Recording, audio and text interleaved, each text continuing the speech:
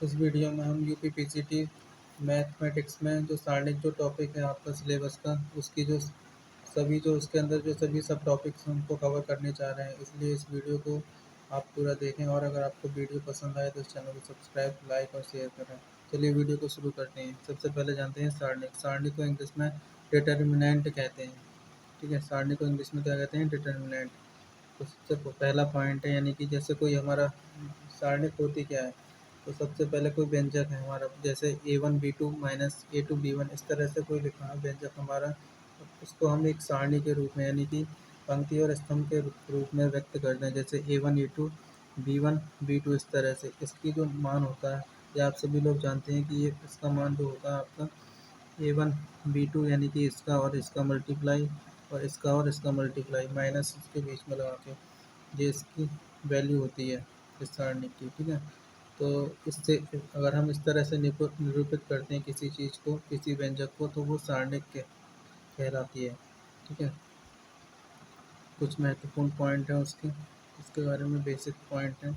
क्या क्या है कि यहाँ पर जो सारणिक है, इसमें आप देख रहे हैं कि दो पंक्तियाँ और दो स्तंभ हैं, तो इसको हम द्वितीय कोटि की सारणिक या द्वितीय क्रम का सारणिक कहते हैं। ठीक है, और इसमें जो आपके जो A1 A2, जैसे A1 A2 B1 B2, ये सब जो हैं इस सारणी के अवयव या तत्व कहलाते हैं। और आपका जो ये है, यानी कि A1 A2 minus A2 B1, ये जो है आपके सारणी के पद कहलाते हैं। और आपका जो पूरा जो व्यंजक है, यानी कि A1 B2 minus A2 B1, ये आपका क्या कहलाता है?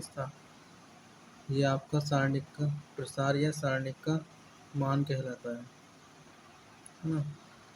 और आपकी जो किसी सारणिक में उस रेखा को जिसके अनुदिश अवयव A1 एवं B2 जो है वो स्थित हैं, वो मुख्य विकर्ण कहलाते हैं किसी सारणिक में। जैसे कि आपके जो अवयव हैं अनुदिश उसके, जैसे कि A1 के अनुदिश कौन सा है? आपका B2 है। इसी तरह से A2 का अनुदिश क्या है? आपका B1 है। तो ये सब क्या कहलाएंगे? इस सारणिक के मुख्य विकर्ण कहलाते हैं, है ना। और एक उसके बाद आते हैं 3 क्रम के सारणिक पर, और इसका जो व्यंजक बनता है आपका देख सकते हैं। A1 ब्रैकेट में B2C3 माइनस के B3C2 माइनस फिर B1, और ब्रैकेट में A2C3 माइनस के A3C2 plus C2 into bracket में A2B3 माइनस के A3B2। इस प्रतीक को हम जब इस सारणी के फॉर्म में लिखते हैं, तो ये आपकी जो इस फॉर्म में व्यक्त करने को हम क्या कहते हैं? सारणी कहते हैं। और ये सारणी का आपकी ये तृतीय क्रम की सारणी, ये तृतीय क्रम की सारणी व्यंजक कहलाती है। ठीक है, चलिए आगे बढ़ते हैं। उसके बाद है सारणिक की पंक्तियाँ और स्तंभ के बारे में, यानी कि सारणिक में पंक्तियाँ कौन सी होती हैं, स्तंभ क्या होते हैं। तो किसी सारणिक में जो क्षैतिज रेखाएं जो होती हैं, आपकी जो क्षैतिज रेखाएं हैं, उसकी क्रमशः पहली, दूसरी, तीसरी डॉट, इस तरह से ये सब क्या कहलाती है? आपकी पंक्तियाँ कहलाती हैं। क्षैतिज रेखाएं जो इस तरह से जो रेखाएं बनी हैं, जो क्षैतिज रेखाएं हैं, ये सब क्या कहलाती हैं? सारणी की पंक्तियाँ कहलाती हैं, है ना। और जिन्हें हम R1 R2 R3 से प्रदर्शित करते हैं। इसी तरह से आपकी जो ऊर्ध्वाधर रेखा है, जैसे कि C1 C2 C3, ये सब क्या है? आपकी सारणी के स्तंभ कहलाते हैं, जिसे हम C1 C2 C3 से प्रदर्शित करते हैं। चलिए आगे बढ़ते हैं, कुछ महत्वपूर्ण पॉइंट देख लेते हैं। पहला पॉइंट है कि प्रत्येक जो सारणी जो होगी आपकी, उसमें क्या होगा? पंक्तियों की जो संख्या है वो आपकी स्तंभों की संख्या के बराबर होगी। यानी कि हर सारणी का ये रूल है कि जहाँ उसमें उसकी जो पंक्तियों की संख्या है वो उसके स्तंभों की संख्या के बराबर होती हैं। इसी तरह से सारणी का जो क्रम होगा वो क्या होगा? सारणी का क्रम किसके बराबर होगा? पंक्तियों की संख्या के या स्तंभों की संख्या के। क्योंकि पंक्तियों और स्तंभों की संख्या दोनों ही बराबर है, तो यानी कि आपको अगर पंक्तियों की संख्या पता है और स्तंभों की संख्या पता है, तो हम आप इस सारणी का क्रम बता सकते हैं, यानी कि वो सेम ही होगा।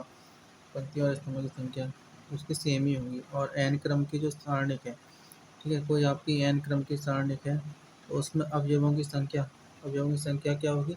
एन स्क्वायर होगी। उसमें अवयवों की संख्या क्या होगी? आपकी एन स्क्वायर होगी, है ना।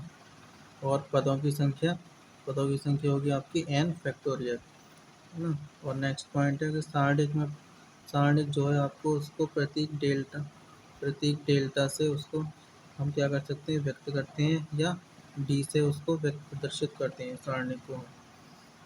अब आते हैं सारणी के प्रारंभिक गुणधर्म क्या है। सारणी के प्रारंभिक गुणधर्म क्या है, यानी कि यदि सारणी की किसी पंक्ति या किसी स्तंभ का जो प्रत्येक जो अवयव है अगर वो शून्य है ना, किसी भी सारणी में किसी भी पंक्ति का या किसी भी स्तंभ का जो प्रत्येक अवयव है वो अगर आपका शून्य है तो सारणी का जो मान होगा आपका कितना होगा, वो शून्य के बराबर होगा। जैसे ये सारणी है आपकी A1 A2 A3, फिर 0 0 0 C1 C2 C3। यहाँ पर ये आपकी जो ये क्या है, आपकी पंक्ति है, इस पंक्ति का मान पूरा क्या है, 0 है। तो इस सारणी का मान क्या होगा, आपका 0 के बराबर होगा। आपको कुछ नहीं करना, ठीक है। केवल इसका मान क्या आ जाएगा, 0 आ जाएगा। ऐसे ही दूसरा पॉइंट है, यदि किसी सारणी की जो पंक्तियों को स्तंभों में, यानी कोई सारणी की जो पंक्तियां हैं अगर हम उनको स्तंभों में, है ना, और स्तंभों को पंक्तियों में, और जो आपके जो स्तंभ है उस सारणी के उनको पंक्तियों में परिवर्तित कर दिया जाए तो उस सारणी के मान में क्या होगा, कोई परिवर्तन नहीं होता है। तो उस सारणी के मान में क्या होगा, कोई परिवर्तन नहीं होगा, ठीक है। नेक्स्ट पॉइंट है आपका, यदि किसी सारणी की किन्हीं दो पंक्तियों या किन्हीं दो स्तंभों में परस्पर स्तंभों को परस्पर बदल दिया जाए तो उस सारणी के मान का जो चिन्ह है वो बदल जाएगा। यानी कि किसी सारणी की किन्हीं दो पंक्तियाँ, कोई सी आपने दो पंक्तियाँ चेंज करी है ना, या फिर आपने कोई दो स्तंभ चेंज किए उस सारणी के, तो उस सारणी का जो मान है, जो मान का जो चिन्ह है वो क्या होगा आपका, वो बदल जाएगा, है ना। प्लस का माइनस हो जाएगा और माइनस है तो प्लस हो जाएगा, है ना। इसी तरह से नेक्स्ट पॉइंट है आपका, यदि किसी सारणी की कोई दो पंक्तियाँ या कोई दो स्तंभ, है ना, कोई दो पंक्तियाँ या कोई दो स्तंभ आपके सर्वसम यानी कि आइडेंटिकल है, यानी कि एक जैसे हैं, तो उस सारणी का मान भी क्या होगा, शून्य होगा। यानी कि आपने देखा कि दो कंडीशनों में आपकी सारणी का मान शून्य होता है। या पहली कंडीशन थी कि अगर किसी सारणी में कोई पूरी जो स्तंभ है वो जीरो हो, या कोई जो पंक्ति है वो जीरो हो। और दूसरी कंडीशन क्या होगी कि किसी भी सारणी में या पंक्तियों में कोई से भी दो स्तंभ आपके क्या है, आइडेंटिकल हों, यानी कि अगर सर्वसम हो तो उस सारणी का मान क्या होगा, शून्य होगा। जैसे कि यहाँ पर देख सकते हैं आप कि ये यहाँ पर आपके जो हैं, ये देख लीजिए आप कि ये जो है आपकी A1 B1 C1 A2 B2 C2 फिर A2 B2 C2, यानी कि आपकी जो दो पंक्तियाँ हैं उन दोनों क्या है, एक आइडेंटिकल है, तो इस सारणी का मान क्या होगा, 0 होगा, ठीक है। नेक्स्ट पॉइंट है आपका कि यदि सारणी की किसी पंक्ति या किसी स्तंभ का प्रत्येक अवयव जो है आपका दो या दो से अधिक पदों का अगर योगफल है ना, तो सारणी को उसी क्रम के दो या दो से अधिक सारणिकों के योग के क्रम में व्यक्त किया जा सकता है ना। अब देख सकते हैं कैसे, कि जैसे ये है आपका A1 plus you A2 plus we और A3 प्लस डब्ल्यू, ठीक है। ये आपके सम हो रहा है यहाँ पर यू और वी का, और बाकी सब में किसी में नहीं हो रहा, सभी सेम है B1 B2 B3 C1 C2। तो आप इसको क्या करेंगे, दो सारणिकों में बदल के सॉल्व कर सकते हैं। दो सारणिकों के सम के बराबर होगा। जैसे A1 A2 A3 ये वाला आपका ऐसे ही रहने दिया, और दूसरे में आपके में यू वी और डब्ल्यू ये आ गया, बाकी सब आपका ये और ये सेम रहेंगे, है ना। ठीक है, चलिए आगे बढ़ते हैं। आगे है कि यदि सारणी की किसी पंक्ति या किसी स्तंभ के प्रत्येक अवयव को, है ना, प्रत्येक अवयव को अगर अचर के से गुणा कर दिया जाए तो सारणी का जो मान है वो मूल सारणी के मान का k गुना हो जाएगा, है ना। तो आपकी जो मूल सारणी है उसका मान का k गुना हो जाएगा। जैसे कि आप देख सकते हैं कि A1 के टाइम्स ऑफ A2 यहाँ पर मल्टीप्लाई किया है कि A3 फिर B1 के B2 B3 C1 के C2 C3, यहाँ पर आपकी जो पंक्ति है इसमें सब में k का मल्टीप्लाई हो रहा है। तो आपका जो मान होगा वो जो आपकी जो सारणी है, मूल सारणी है, उसका कितना हो जाएगा, उसका k टाइम्स हो जाएगा, है ना। अब नेक्स्ट ये आपके गुणधर्म होते हैं, ठीक है, सारणी के। अब आगे हैं कुछ महत्वपूर्ण पॉइंट, जैसे कि यदि सारणी की किसी एक ही पंक्ति या किसी एक ही स्तंभ में कोई संख्या आपकी उभयनिष्ठ है, यानी कि कोई संख्या आपकी कॉमन है, तो उस संख्या को एक गुणनखंड के रूप में सारणी से हम बाहर लिया जा सकता है, उस सारणी से हम बाहर निकाल सकते हैं, है ना। जैसे कि आप इसमें देख सकते हैं कि एम एम इस पंक्ति में कॉमन है, दूसरी पंक्ति में एन से मल्टीप्लाई हो रहा है, तीसरी पंक्ति में एल से मल्टीप्लाई हो रहा है, ठीक है। तो आप क्या करेंगे, इस सारणिक में से एम एन और एल आपका कॉमन आ जाएगा और आपकी मूल सारणिक ऐसी की ऐसी रहेगी, ठीक है। इस तरह से आप उसको लिख सकते हैं। आगे है, यदि सारणिक की किसी पंक्ति या किसी स्तंभ के प्रत्येक अवयव को किसी अचर से अगर आपने गुणा किया जाए तो पूरी जो सारणिक है उस अचर से भाग कर देते हैं। उस सारणिक को अगर आपने उस सारणिक को अपनी तरफ से के से मल्टीप्लाई किया है तो आप उसमें के से डिवाइड भी करेंगे, ठीक है। जैसे आप देख सकते हैं, जैसे आपकी मूल सारणी थी, उसमें आपने पहली पंक्ति में के से मल्टीप्लाई किया, तो आपको क्या करना पड़ेगा, 1/k यानी कि के से डिवाइड भी करना पड़ेगा उस सारणी को, ठीक है। चलिए तो आगे देखते हैं। यदि सारणी की किसी एक पंक्ति या किसी एक स्तंभ के जो सभी अवयवों में किसी अचर से गुणा करके किसी अन्य पंक्ति या किसी अन्य स्तंभ के संगत अवयवों में जोड़ या घटा दिया जाए तो सारणी का मान अपरिवर्तित रहता है, ठीक है। तो सारणी का मान क्या होगा, अपरिवर्तित रहेगा। जैसे कि आपने क्या किया, a1 प्लस के b1 a2 प्लस के b2, ठीक है। यानी कि यहाँ पर आपने ये जो आपका जो स्तंभ है इसमें सब में के का मल्टीप्लाई किया है और इसमें पहले वाले स्तंभ में ऐड कर दिया है। तो आप देख रहे हैं इसका जो मान होगा वो आपकी जो मूल सारणी है यानी कि a1 a2 a3 b1 b2 b3 c1 c2 c3 यानी कि इस पर कोई उसका प्रभाव नहीं पड़ेगा, वो अपरिवर्तित रहेगा, ठीक है। इसी तरह से आगे, यदि किसी सारणिक में चर x जो है आपका निहित है, ठीक है, किसी सारणिक में x चर आपका है, उस सारणिक के अवयव चर x में बहुपद है और x बराबर a रखने पर क्या होता है, सारणिक का मान आपका क्या आ जाता है, शून्य आ जाता है, ठीक है। तो x माइनस के a आपका क्या होगा, सारणिक है उसका एक गुणनखंड होगा, है ना। सारणिकों के अनुप्रयोग यानी कि उसके क्या क्या उस सारणिक का किस किस जगह यूज़ किया जाता है, तो ये बहुत ही एक महत्वपूर्ण है, तो ध्यान से देखेंगे। सबसे पहले त्रिभुज का क्षेत्रफल निकालने में मोस्ट इम्पोर्टेंट है, कई बार एग्जाम में पूछा गया है, आपके पीजीटी हो या टीजीटी हो या कोई सा भी आपका पोस्ट ग्रेजुएशन लेवल का आपका मैथमेटिक्स का एग्जाम हो, उसमें पूछा जाता है। तो देखते हैं त्रिभुज का क्षेत्रफल सारणी की मदद से कैसे निकालते हैं, ठीक है।